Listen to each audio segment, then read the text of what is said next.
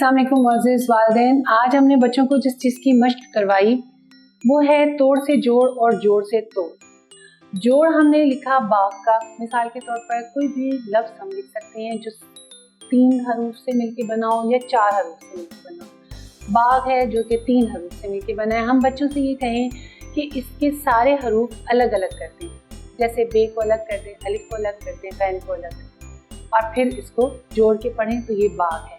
इसी तरह से हमने अलग अलग हरूफ लिखे और कहा बच्चों से कि इसको जोड़ कर पढ़ें, जैसे हे अलिफ मीम ता, तो अगर जोड़ कर पढ़ा तो हामिद बन गया।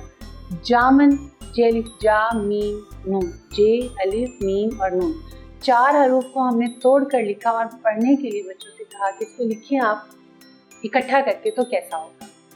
इस तरह की मशक करने से बच्चों के अंदर दिलचस्पी भी पैदा होती है, वो नए हरूफ बनाना भी सीखते हैं, उन्हें बहुत सी नई बातों का भी पता चलता है कि कौन से हरूफ को मिला कर लिखना है, कौन से हरूफ को हमने किससे अलग लिखना है। जैसे मीम नून को इकट्ठा लिखना है, जामन में जे अलिफ को इकट्ठा लिखना है और मीम नून।